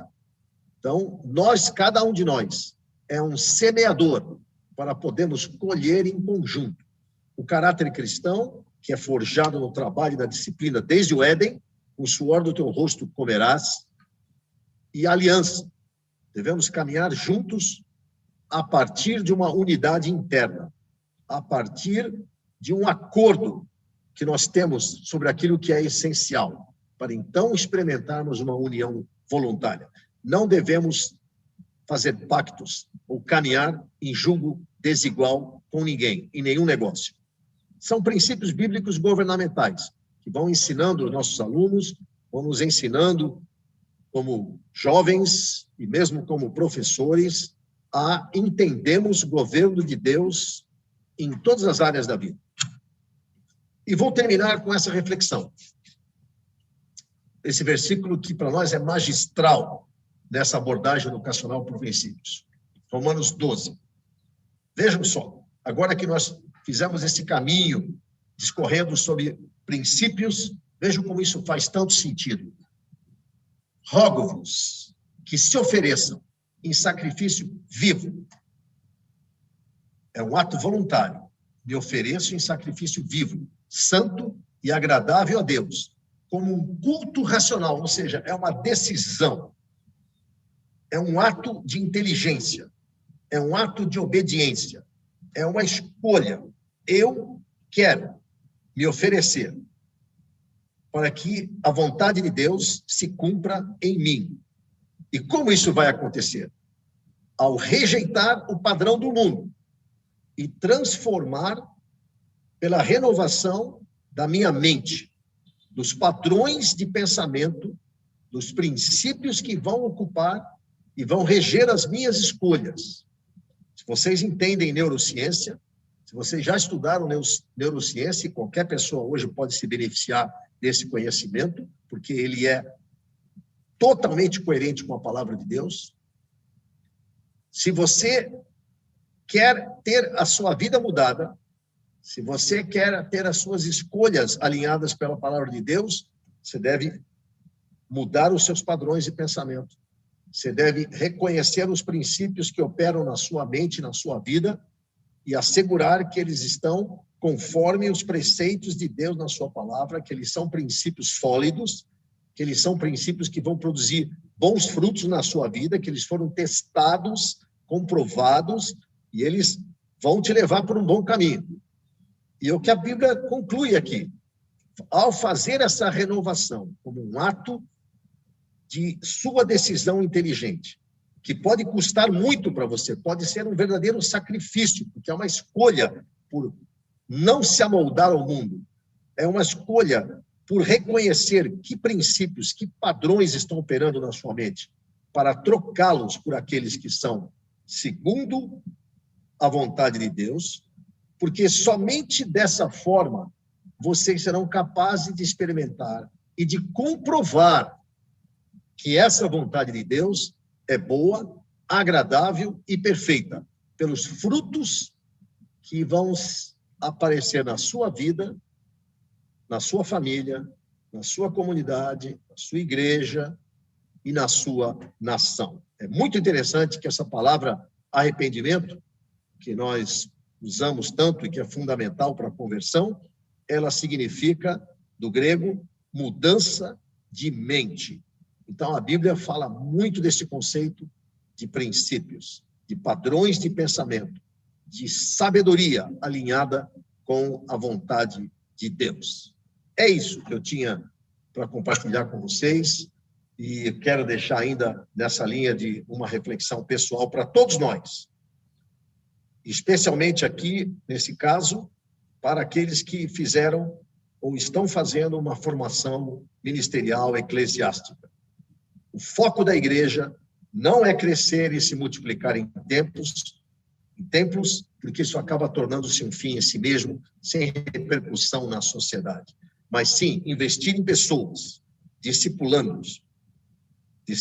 com princípios da palavra de Deus, com amor, para que elas juntas expressem o reino de Deus no mundo, transformando o nosso entorno, transformando a nossa sociedade, transformando todas as formas de governo, para elas serem expressões do reino de Deus. É interessante que Jesus, na oração do Pai Nosso, ele disse: seja feita a tua vontade, aqui na terra como no céu. Isso é governo. O reino de Deus é governo, manifesto em todas as instâncias da vida.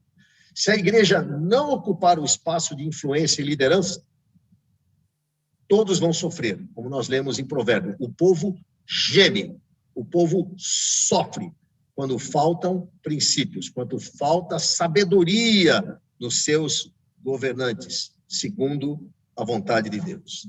E é um alerta para nós, que na África, eu quando li isso fiquei chocado, mas eu tenho muitos depoimentos de missionários e pessoas que estão atuando na África, inclusive nós da ECEP fazemos missões educacionais na África. A África tem 50% da população cristã, porém, mais de 75% da África sofre sob regimes totalitários. Então, é um cristianismo que está trazendo avivamento, mas não está trazendo reforma. E no nosso país, 90% do nosso povo se declara cristão e a maioria do Congresso é cristã. Mas por que temos tantas mazelas? Fica aí esse alerta, esse chamado e essa oportunidade para todos nós, para expressarmos o reino de Deus na sociedade, em todas as áreas de atuação onde Deus nos colocar, através de princípios bíblicos. Deus abençoe. Estou pronto para responder perguntas como vocês quiserem. Obrigado.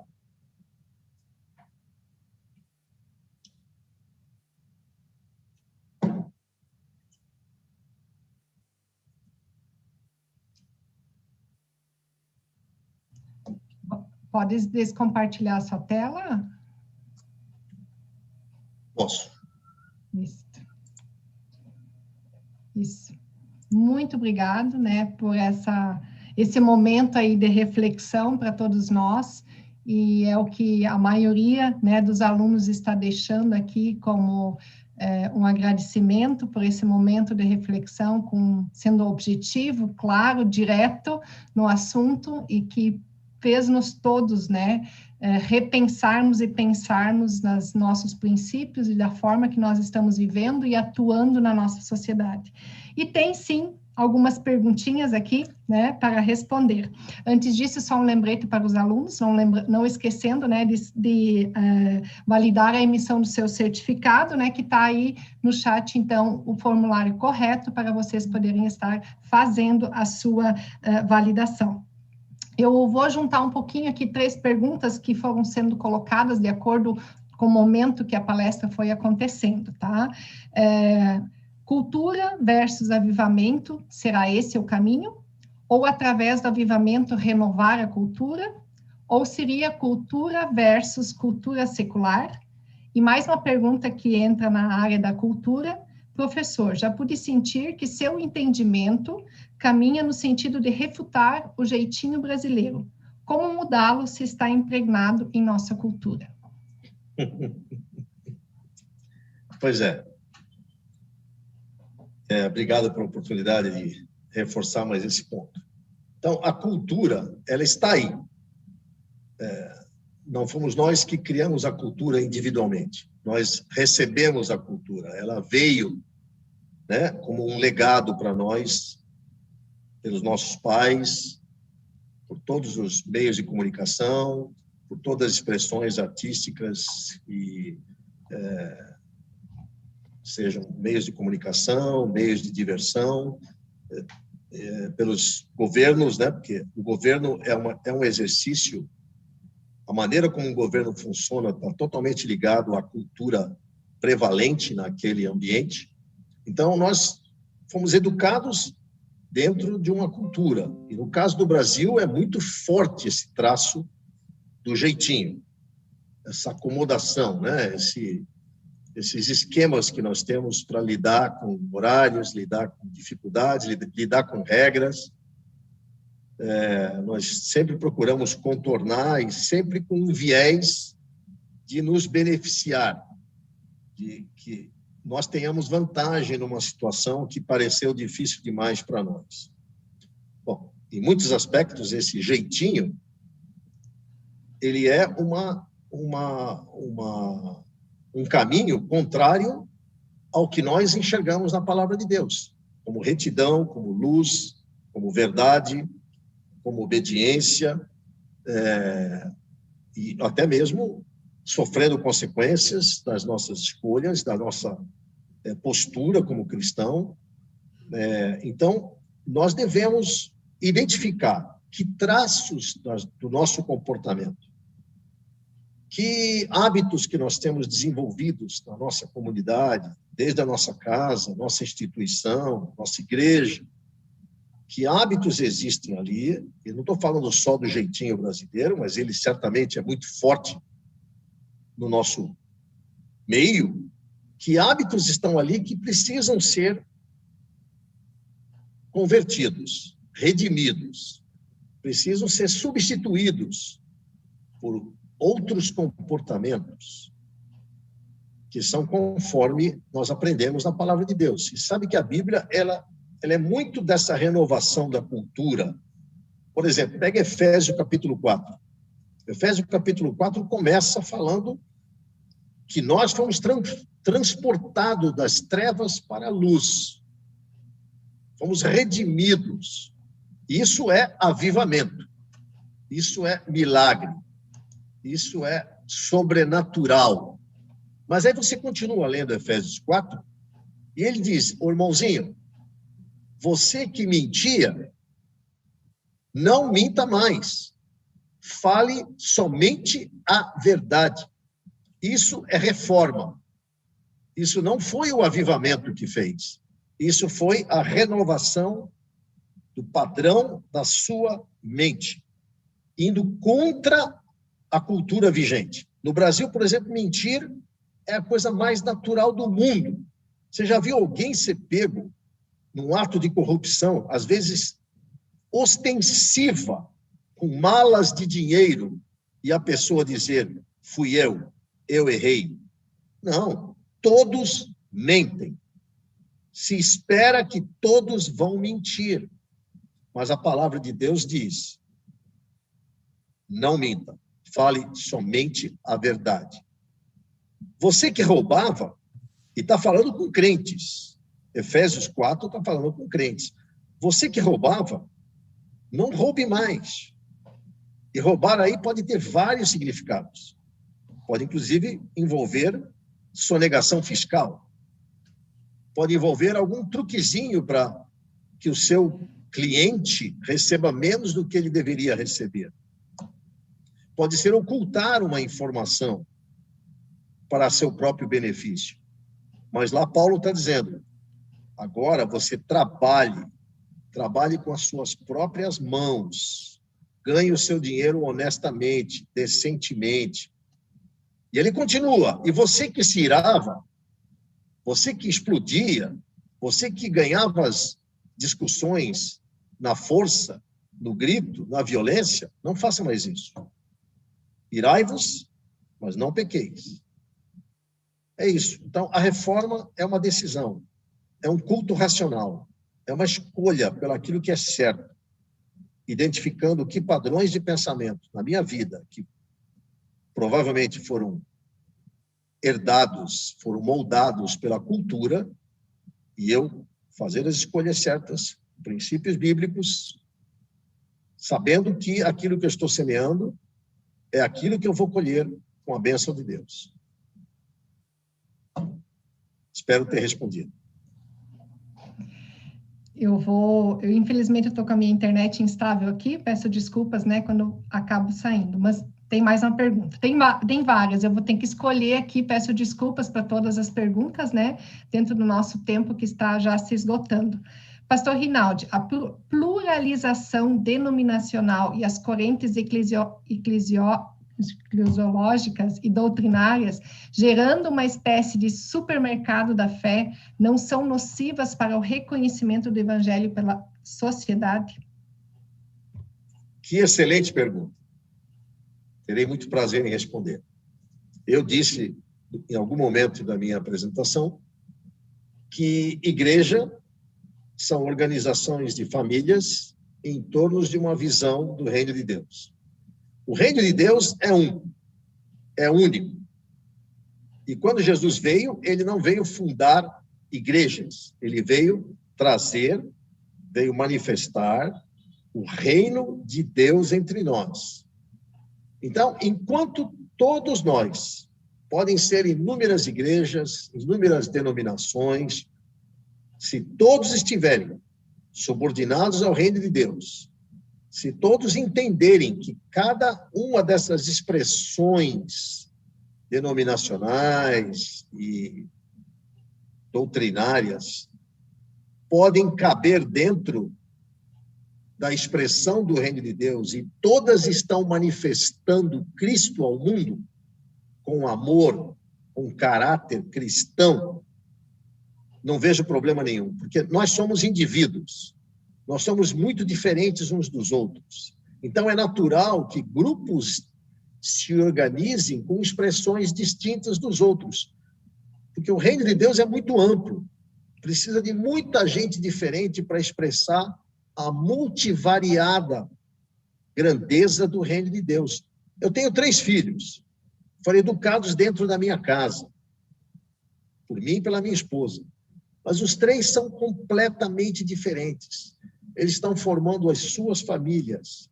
Cada um deles mora num lugar distinto. Cada um deles arruma a sua casa e tem os seus hábitos, tem lá as suas formas de conduzir a sua família, diferentes. Mas nós temos aliança, temos unidade, temos amor uns pelos outros. Viemos da mesma família. Somos expressões distintas de família, mas temos a mesma origem. Para todos meus filhos e seus netos e seus genros e noras, eu sou o pai deles. E a minha esposa é a mãe deles. Então, se pudermos manter a visão do reino de Deus e cada igreja, na sua expressão, for apenas o efeito da causa que é o reino, essa pluralidade não é um problema. Porém, quando cada denominação, cada linha doutrinária, cada igreja quiser se colocar como ela sendo a causa e o reino que elas trazem é o efeito, aí teremos muito problema.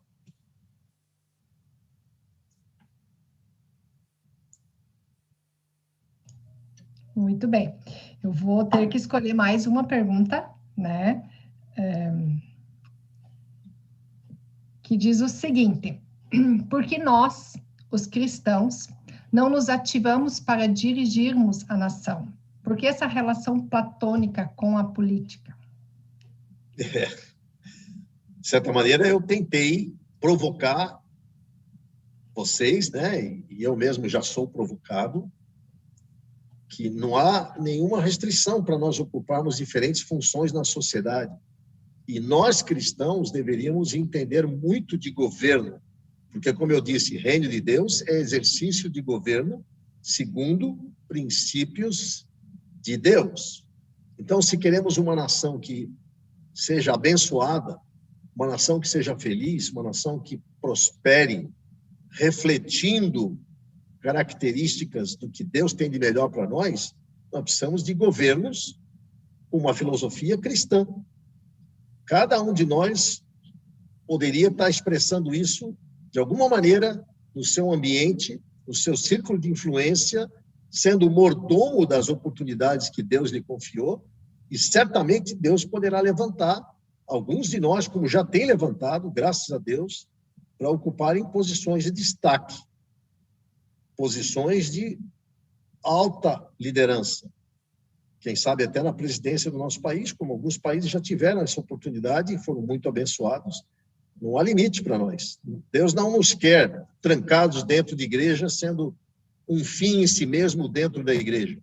Deus nos quer expressando o seu reino em todas as áreas da sociedade e nos valendo de princípios bíblicos, para que tudo funcione bem, como ele desenhou. E certamente governo é um tema preciosíssimo aos olhos de Deus.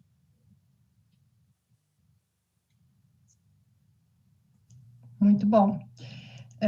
Tem algumas perguntas seguintes, né, que já foram sendo respondidas, mas tem mais aqui, onde diz assim, o senhor exclui o governo-nação ou insere nesse contexto? Pela fala, exclui-se aquele. Neste caso, penso diferente, porque o governo-ação é reflexo e podemos sim fazer a diferença. Não, aí vem Pode falar. Não, por favor, termina. Tem uma pergunta seguinte, porque as igrejas, né, tentando juntar um pouquinho para responder o máximo possível, porque as igrejas não estão conseguindo gerar esse engajamento cristão, então, nos seus jovens. Pois é por falta de visão. É por falta de visão. Eu não estou dizendo que pastores deveriam ser políticos. Isso é uma questão de vocação.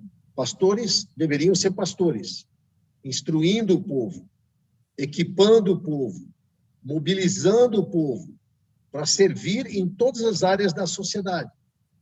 E se esse povo está entendendo o seu papel, está entendendo o que é fermento e que os princípios do reino de Deus são recursos para podermos governar da maneira como ele desenhou, para sermos abençoados e abençoarmos, certamente Deus vai levantar pessoas que não colocam restrições na sua vida para ocupar diferentes papéis de governo, inclusive da nação. Queira Deus, isso que nós estamos fazendo com as nossas escolas na ESEP, cremos, em nome de Jesus, que alguns dos nossos alunos poderão ser, como já temos, inclusive, um dos nossos alunos numa posição de grande destaque em Brasília, cremos que poderemos estar influindo e preparando jovens que Deus levantará, como levantou José, como levantou Daniel, para ocuparem, como levantou Josué, para ocuparem posições de governo, de alta influência, e lidando com as situações mais conflituosas, mais hostis possíveis, mas com a sabedoria e o poder de Deus, abençoando o povo, não abençoando os crentes, não abençoando a sua denominação, mas abençoando o povo da nação. Porque os princípios de Deus, os princípios bíblicos, os preceitos que ele deixou, são para todos. Nem só de pão viverá o homem, e esse homem não é o crente, é o homem. Viverá de toda palavra que sai da boca de Deus.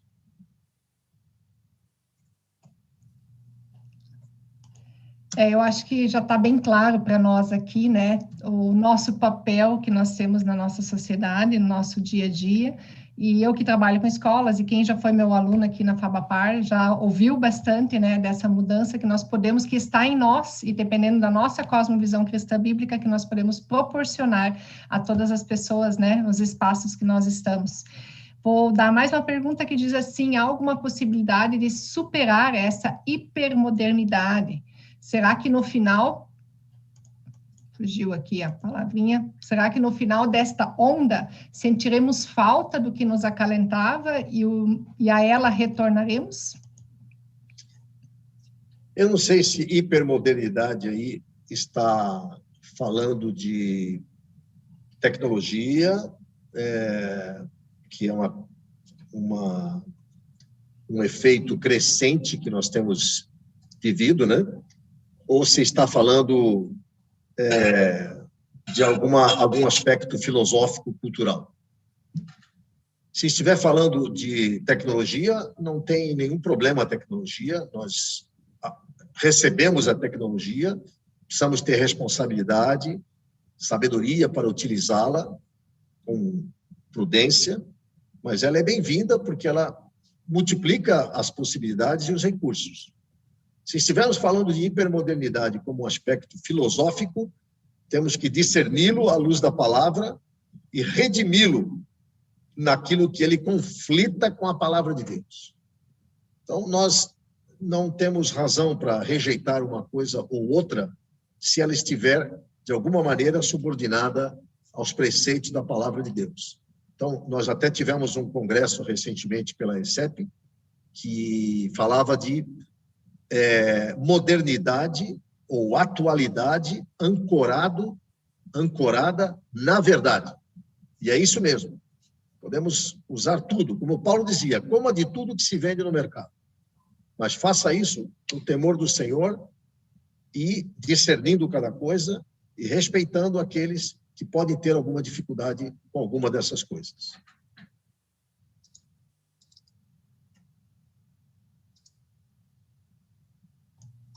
Eu agradeço aí pela explanação, né, das perguntas. O nosso tempo, o seu vídeo, Roberto, sumiu. O meu vídeo sumiu, né? Espera aí. Isso, acabei desligando para não ficar aqui sozinha, né? Mas, enfim, chegamos, ainda não está aparecendo. Mas eu não sei o que houve aqui, não, Mônica. Ok. Chegamos aqui no final, né? Agradeço aí todas as participações e também as demais perguntas e demais interações e agradecimentos por esse momento de interação e conhecimento que nós tivemos hoje à noite aqui no nosso primeiro dia, né, do seminário, nosso 7º seminário da FABAPAR, e realmente foi muito relevante, muito importante, né? Semana passada nós tivemos a oportunidade também de estudar a relevância da educação cristã, a relevância teológica da educação cristã, e isso realmente nos levou aos fundamentos, né, a estudar um pouquinho quais são os fundamentos da educação, para que realmente nós pudéssemos entender. Eu acredito hoje, fazendo aqui, né, apenas um comentário, né, da necessidade de nós pensarmos assim como nós pensamos dentro da escola, como é importante a cosmovisão cristã que o nosso professor tem, também Sim. É importante a cosmovisão cristã que o nosso pastor tem, porque Sim. Se nós pensarmos um pouquinho aqui, todos nós fomos, né, educados, de certa forma, em escolas onde as ideologias não eram cristãs. E aí a gente vai para um curso bíblico, né, ou seja, para uma faculdade, a faculdade com certeza, e a gente espera sempre que tenha esse embasamento, né, cristão bíblico, mas às vezes tudo aquilo que a gente teve lá desde a nossa infância, desde a nossa, né, adolescência, na escola, acabaram gerando muitas vezes as nossas dificuldades até de podermos levar a importância da educação cristã dentro das nossas igrejas. E eu creio que isso é claro que historicamente também nos explica tudo isso, e por isso que é tão relevante a gente fazer essa contextualização neste momento, para que nós realmente acordamos qual é o nosso papel dentro da nossa sociedade. Isso mesmo. Muito bom. Eu voltei? Tá me vendo agora? Voltou. Está aí conosco novamente, né? E assim, então, nós finalizamos, né, a nossa noite e agradecemos, né? Se gostaria de deixar mais agradeço em nome da FABAPAR, e se gostaria mais, né, de deixar mais uma mensagem final para todos nós, então, é agora o momento. Bom, como eu disse no início, é um privilégio compartilhar essas coisas que são tão preciosas para mim e que são fruto de uma jornada aí de 30 anos de aprendizagem. Por que eu considero um privilégio? Porque essa é uma esperança, é uma visão que não é possível viver sozinho. Nós precisamos de um exército de pessoas entendendo, praticando e propagando esse tipo de mensagem para que façamos a real diferença no nosso país, que tanto precisa, tanto precisa. Que Deus nos use com essa fé, com essa dedicação, aliançados uns com os outros, diferentes como nós somos, cada um na sua localidade, cada um na ocupação que Deus lhe deu, mas praticando princípios bíblicos, para que possamos ser uma nação que abençoa o seu povo em primeiro lugar, e depois outras nações da terra. Deus nos chamou para isso. Não nos chamou para ficarmos trancados dentro de igrejas, fazendo a nossa rotinazinha, que às vezes se torna um fim em si mesmo, mas nos chamou para sermos sal, sermos luz e trazermos glória a Deus pelas boas obras que praticamos. Então, eu sei que eu vou ouvir boas notícias de vocês vão ter muitas histórias boas para contar. Que Deus abençoe a jornada de cada um. Obrigado. Obrigado, então, a todos pela participação. Não esquecendo, então, que amanhã nós temos nosso segundo dia do seminário e a nossa palestra de amanhã vai ser Princípios para uma Liderança Estratégica Saudável, com o pastor Josué. Então, uma boa noite a todos. Amém. Tchau.